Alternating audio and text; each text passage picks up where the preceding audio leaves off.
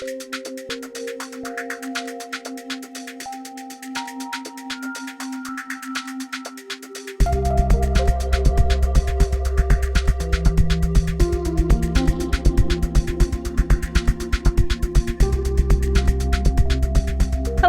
and welcome to Business Focus, produced by the Greater Reston Chamber of Commerce. My name is Angela Inzerillo with Impact Business Solutions, and I'm privileged to be your host as we highlight the great work our local businesses are doing in the community.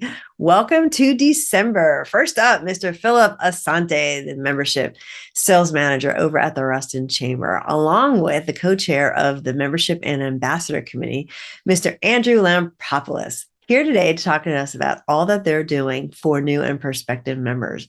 Next up, the lovely Nicole Morris, the executive director over at Women Giving Back, here today to talk to us about all that they're doing for women in the community, particularly women in crisis. And last but not least, the ever-smiling Mr. Dr. Alexander Back from the dental group at Reston Station, here to share how it's not like it used to be going to the dentist. Let's go meet them. So please welcome my next guest, Mr. Philip Assante, Membership Sales Manager with the Greater Reston Chamber of Commerce and the co-chair of the Membership and Ambassador Committee, Andrew Lampropoulos. Andrew, Philip, welcome. Thank you. Thanks, Angela. I know I still messed up your name. Sorry. It is what it is. Listen, I'm so excited to have you both here. There's so much exciting things going on at the chamber. We are growing, we are expanding. We've got so much energy and things happening. So I'm excited for you guys to be here and share all about what you do and all the great things about the chamber. So let's just kick it off before we talk a little bit more about the great Ambassador Membership Committee. Just do a quick intro. Phil, why don't you kick it off? Thanks, Angela and Andrew. And Angela, glad to be with both of you today. Prior to joining the chamber in July of 2022, I was an association professional in membership as a manager director with both a trade organization and an individual organization where I was responsible for bringing in new members, retaining members, creating content, and working on chapter relations, business development, and content. Prior to that, I had a 20-year career with Geico as a claims manager and opened offices in Lakeland, Florida, and worked at a Chevy Chase. Nice. This is perfect for you. Well, we're excited that you're here and have you, and you are just getting along great with everybody and merging right in well with the family of the chamber. Great to be here. Andrew. Yes, thanks for having me today, Angela. Yeah. I'm Andrew Lampropoulos. I'm a CPA with CST Group CPAs. We're based out of Reston, Virginia. We're a CPA firm that not only helps our clients with the traditional, CPA work, tax, and audits, but we also try to help our clients with other issues they may be having that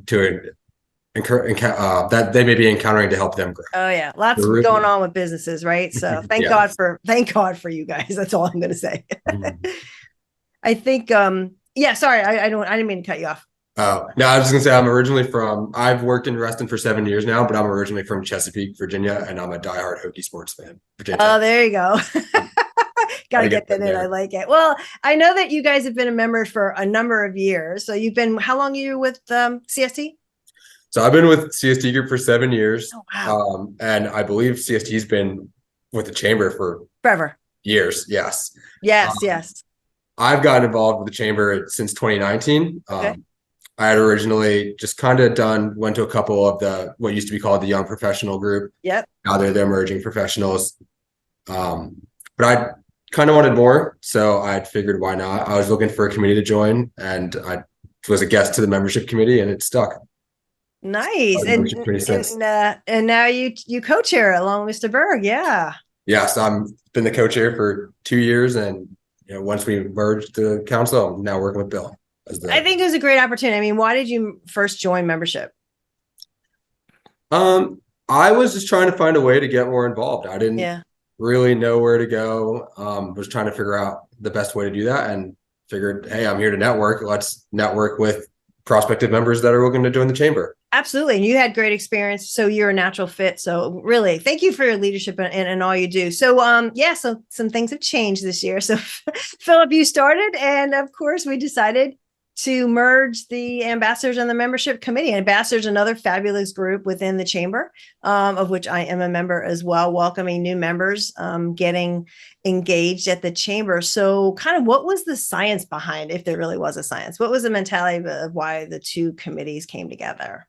Well, first, I'd like to say it's nice to have somebody like Andrew, yourself, and the members who are on the committees, the ambassador and membership committees, coming from prior organizations that had committees, but not as active as the committees that I've seen here with the ambassador and membership. It's unbelievable. But some of the reasoning for the combination of the meetings is combining the committees, created synergies between ambassador and membership. Committee members can learn a great deal from, what others do well or struggle with outreach. Those best practices can be equally relevant, whether you're talking to a prospective company or about joining the chamber or helping a new member with their onboarding. Another reason was, both committees, while serving different, groups of businesses, be it a new member or potential, are similarly focused on creating a deep and engaged membership at the chamber, which creates business development opportunities for everyone. And seeing how the committee works when we've had meetings, how they interact with each other is just fantastic. And like I said, as membership sales manager, I couldn't have asked for better committees. See, Andrew, congratulations. Well, we appreciate being appreciated. And I agree. I think there is much value for the new members and the prospective members as they are for the actual committee members. So, Andrew, what's the primary mission of the group, do you think? And how did the members benefit from it? So the primary mission of the group, so there's two sides of it. We're separate committees, but now we're under one. But the membership side is to try to actively recruit new members to the chamber. And while the ambassador side is to, okay, now we have these new members, let's help them get actively engaged in the chamber. So joining them together makes sense because you can be that person that brings in a new member, and then you can say, hey, now that you're a member, let's show you all the cool things that you can do, go to net night, do all these other activities to help them, actually get their money worth out of the chamber. But it's also really helpful for the people on the committee members themselves. Absolutely. My thought is I'm one of the first people that can touch base with the prospective members. So if I'm, on my side, selfishly kind of, but if I'm looking to, maybe network with a certain industry, I could be their first touch point in the chamber. And, that could be a really meaningful connection for me in my business as well. Absolutely. So yeah. Highly encourage that. So we're serving ourselves and the chamber, really. We're helping. Yeah. I mean, first and foremost is you always have the chamber hat on, right? So you're always, giving, and it's great. And we love Philip. We love all of the folks that work at the chamber, but for that prospective member to hear directly from a current member, right? An active member, and with the value they've got out of it, I just think speaks, a ton to the opportunity and the truthfulness of what, how we benefited. Like you said, what kind of return. And I know we're very consultative when I think we're talking with the prospective member and the new member, and what's best for them and how to get engaged. Well, gentlemen, is there anything else, Andrew? I was just gonna say, we've all been there as a prospective member, so we know really we've been there. We can help them, really get what's going to make it beneficial for them out of the process. And what I've seen too is the way that the two teams have come together, and these folks that were ambassadors, they know the prospective members and vice versa. So it really is great conversation among the group. We got close to 20 people on the group. So active, and very active and engaged group of people. And as you know, too, is the ambassadors are, your more experienced members who've been, with the chamber for some time. And as you know, sometimes new members like to join and be part of something. The membership committee is one of those places where they like to join and interact with potential prospects as well when they have that one-on-one dialogue.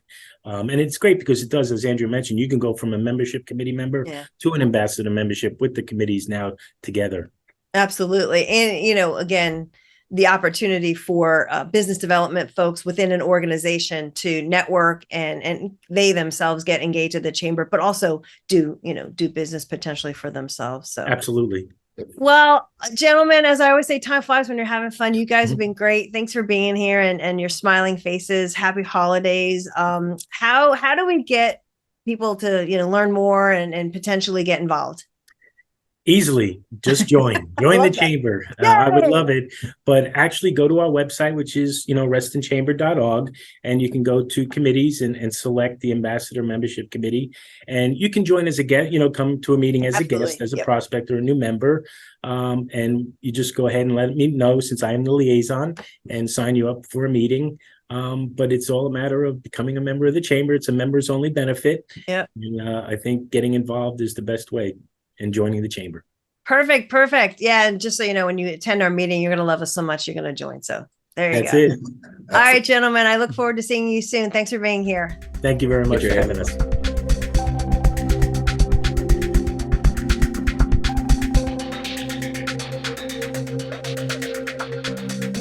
So please welcome my next guest, Miss Nicole Morris, Executive Director with Women Giving Back. Nicole, welcome. Thank you for having me. I'm excited to be here. I am excited to have you. You guys are doing such great things. You've been involved with the chamber and the community for so long. This is great to finally have you on the show and share all the wonderful things that you're doing. So yeah, let's get right to it. So how did you get to Women Giving Back? This is a great little story. Yeah, it's been a great journey. Actually, I came from another nonprofit that is a part of the chamber, Yeah. Cornerstone. So I used to help manage their affordable housing portfolio. So I was very aware of Women Giving Back because our clients would come to Women Giving Back for clothing. And so when I've learned of a position that opened up, I was hired as the first employee for Women Giving Back. So I've been here close over 6 years. So, and Wow. I've been loving it. Love the way the organization has grown, and it was just me, and now we are a staff of 6. Oh my goodness. Oh, that's great. Yeah. Because it used to be all volunteers, right? And Mhm. then you got hired and I didn't realize there was a staff of 6. That's fabulous.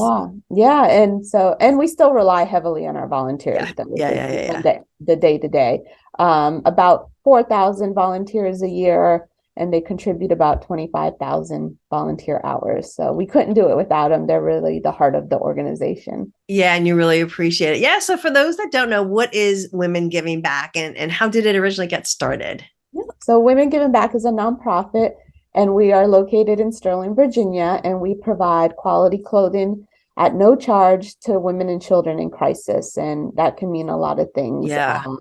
But it started in 2007, and it was 3 women that were in the marketing industry, and they were a part of another nonprofit serving on the board called Homemade Northern Virginia. Okay. And so they really wanted to get more women involved. And so they just interviewed a lot of the shelter partners in the area to see what the needs were. And a lot of them kept saying clothing, like there are women coming into the shelter with nothing but the clothes on their back. So they were like, easy, we can do that. So really they started from borrowed space and would have events to provide clothing to these women.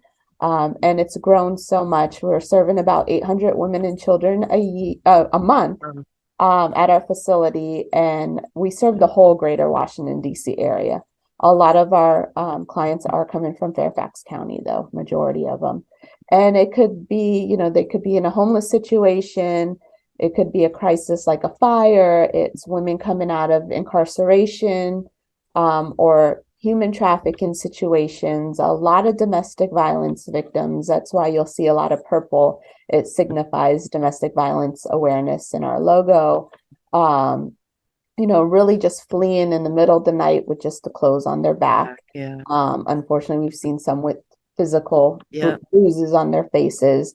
And they're just so grateful. It's really about the experience. It's not just about the handout. You're not coming to like a thrift store. It is decorated just like a boutique.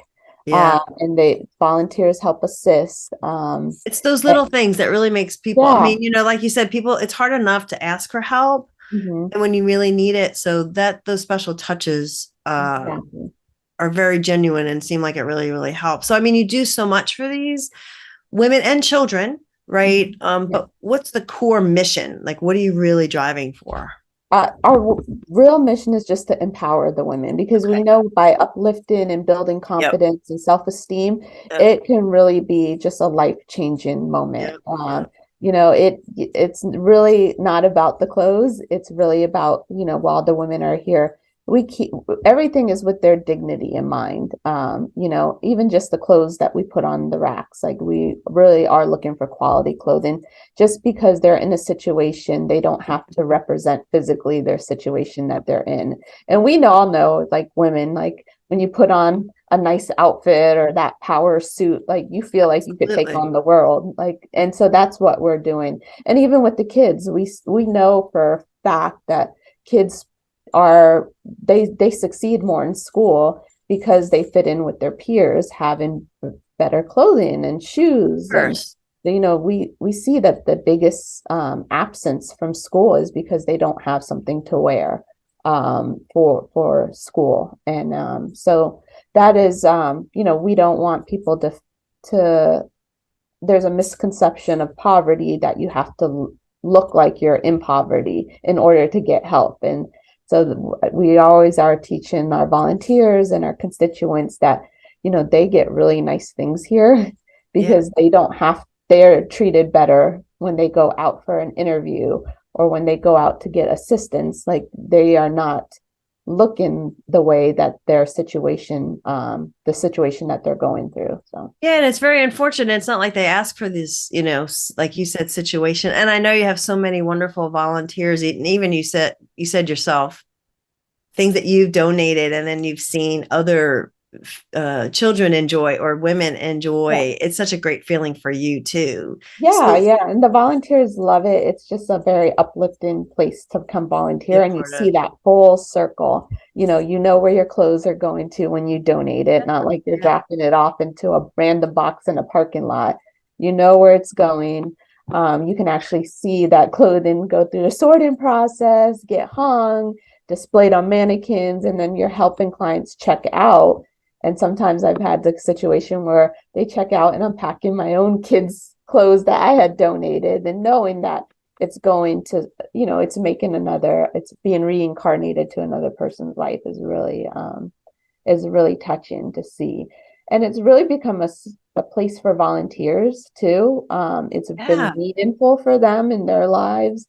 It's become a place. A lot of the volunteers are very close knit now too, made a lot of friendships and connections here.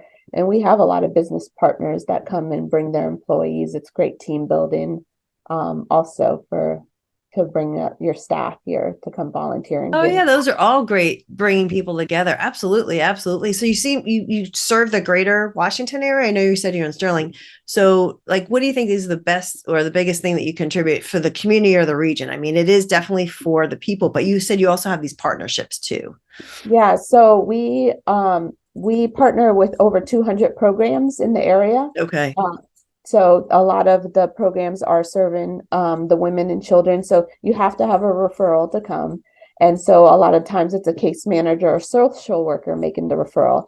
And we know as nonprofits, we don't have a huge budget size. So we're actually helping with, you know, they can worry about the other services that they're providing and then send the clients to us for that clothing piece. So that it is helping a lot of organizations, not only just the women and children that we're serving. Plus, it's just become a great place to volunteer. And so really becoming a wonderful place to give back at and providing a lot of businesses opportunities to give back as well. Because we do a lot of seasonal services as well. Okay. We're getting ready for our Santa's workshop where we provide holiday gifts for the kids. So mom gets to shop for the kids, Nice. and then take it home and wrap it. We're going to serve about 600 kids this holiday season. We have back to school supplies, backpacks in the summer. We have Halloween costumes. We have a full prom boutique as well. That's Wow. open to any high school student. We have military shopping days. Last And year, none of those require the referral, right? right, the prom, the military shopping days, and this year we just had our first Pride shopping day. So anybody that wanted clothing, women's gender Yeah. identifying clothing, then they can come and shop for free. It just creates a special space where they might not be comfortable shopping in a regular store yet or trying out on clothes. So Again, it's those little things. It's not even little. It's huge, but it is, you know, in the mind of some people, it's huge. But so easy to do. So, Well, as I always say, I'm so glad you're here and sharing with the audience, what you're doing. What's the best way for folks to learn more and get involved? Because there's so many different ways to get involved, but what's the best way to learn? The best way is to go to our website, womengivingback.org, and you can see volunteer opportunities. You can see our donation needs, our donation calendar of when you can drop off items, or you can follow us on Facebook too, because Oh, that's sometimes a good we do one. call for help for certain items. And then we have some great fundraising events. So in the spring, we do our annual Cinco de Mayo fiesta. It's right Yay. here at Women Giving Back. It's a great party, a great way to give back.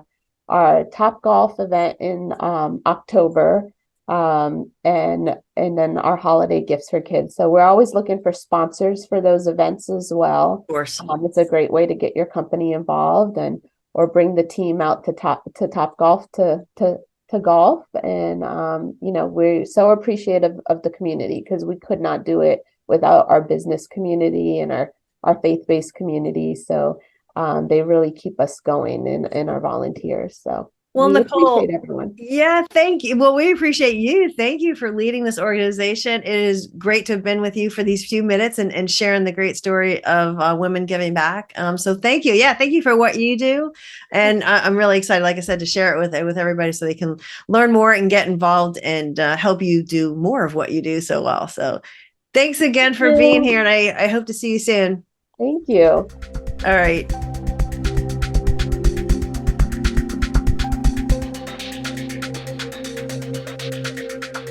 So for my next guest, please welcome Dr. Alexander back from the dental group at Reston Station.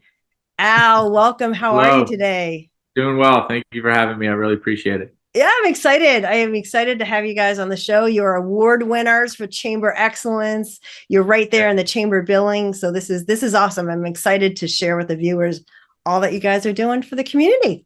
Yeah, certainly. Our mission is to provide, excellence in quality of life and dental care, right? So we want to be, leaders within the community. I think, that relates to our recognition within the chamber. We had the Innovative Practice of the Year award this year. Congratulations. Thank you. So, these guys have done a good job, being in practice for in the building for 20 years, in practice for 30 years, kind of staying up with the times. We have a new low radiation panoramic and CT scanner.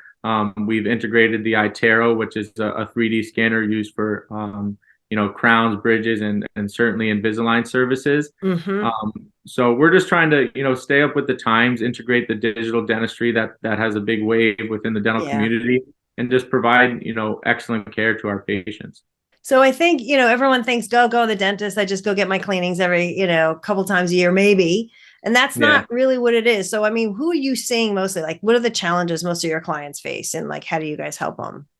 Yeah, so I think you hit it perfectly there. I know for myself, certainly when I got interested in dentistry, I said, what does a dentist even do? Because I was going every 6 months, getting my teeth checked. Right, and, right. The dentist would come in and check, and everything looks good, or maybe you need a filling, but that is extremely important. But I think those of us that aren't as fortunate to have great oral hygiene, is some patients come in and they don't know where to start, because maybe they didn't have the education when they were younger, or maybe they just haven't been as fortunate to have not as many dental issues. So some patients will come in needing a large scope of work, and our job is to say, what is the priority that you need right now? You may need a lot to get you to a great oral hygiene and oral health standpoint, but what do we need to take care of right now to kind of get you on that track? Because you don't want to bombard people, you need this and that, and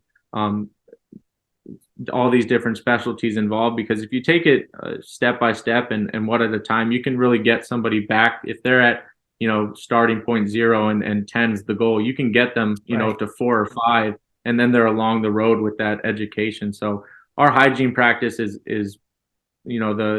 the gals that do the hygiene for us are really great at that job, and really great educators to get those patients kind of on the right track. So I think just the the education across the board of patients of what, how your oral health affects your systemic health is the biggest challenge. And I think a lot of people don't really understand that. And thank God for, you can be consultative, but as you said earlier, it's not just about, what you guys think someone should have. It's also what the patient needs and wants. And you can kind of work together to, like you said, prioritize. I think that's a big driving point because, at the end of the day, the patient is the decision maker, and what may be great for one person, the next person may not be so great for them. So everybody's a unique individual, and understanding how, to, prioritize treatment for certain individuals. Obviously, we provide optimum healthcare for everybody, but everybody's different in what their wants and needs are. So understanding that is very important. Yeah. So as we wrap up, because as I always say, time flies when you're having fun, but like really quickly, you guys do it all, right? From a practice standpoint, from a service perspective. Yeah. We do everything, sedation dentistry. We have, we're a group practice first and foremost. I don't know if I mentioned that, but we have, dentists that can do sedation dentistry, start to bottom, and we can do, full mouth reconstructions. Sorry about that. Oh, no worries. Yeah. He's getting emergency dental call as we speak. We can do sedation dentistry. We can do full mouth reconstruction, but the biggest thing our practice has is our hygiene. Again, getting the patients in for those cleanings, for those checkups, because the best thing is preventative care. You don't want to come in just for treatment, the big work. A lot can be handled with good oral hygiene. And I think that's a big driving point for the patients. But, third molar extractions, endodontics, implant dentistry, crowns, bridges, we really cover it all in our office. It's a full scope practice. So, and then on top of that, we serve our community with sports dentistry. We've been involved in with DC United, the Washington Spirit, the local high schools, and recently the Old Glory rugby team providing. I can imagine those guys coming in with no teeth and a lot of them from New Zealand, Australia, so their education's a little different. But just providing them first and foremost with mouth guards. You'd be surprised at how many, especially the rugby guys that aren't wearing those mouth guards. So that's something our practice has done for those sports teams and some of the local high schools here. So. Well, good. Well, again, thank you for being here. What's the best way for people to learn or get in touch with you guys? Yeah, so we're conveniently located in the same building as the Reston Chamber. We're on the 6th floor there. So stopping by is a great way to come by if you're ever visiting the chamber. Our website is restondentist.com, and you can find the full breakdown of all of our doctors and all of our scope of work that we can provide to you guys. Well, Dr. Back, thank you for being here today and being one of their newer dentists there at the practice. And I'm so excited for you, personally also to kind of grow with those guys and be part of such a great group. And I'm fortunate to have met quite a few of them. And again, congratulations on your guys' awards. And thanks for being here today. Thank you so much. I appreciate it. Thank you for spotlighting us today. My pleasure. I'll see you soon. Thank you. Well, there you have it. Another fabulous business focus produced by the Greater Reston Chamber of Commerce. Thank you to my guests for stopping by and sharing their fabulous stories. Philip from the Reston Chamber and Andrew from the Membership and Ambassador Committee. If you are interested in learning more, please check out the Chamber's website and come visit us. And then, of course, Nicole, great things that you guys are doing over at Women Giving Back. And again, if you are interested at all in any aspect of what they are doing, please check out their website and think about supporting them. And then last, but certainly not least, Dr. Alexander Back. Don't you feel better about going to the dentist now? Thank you and happy holidays.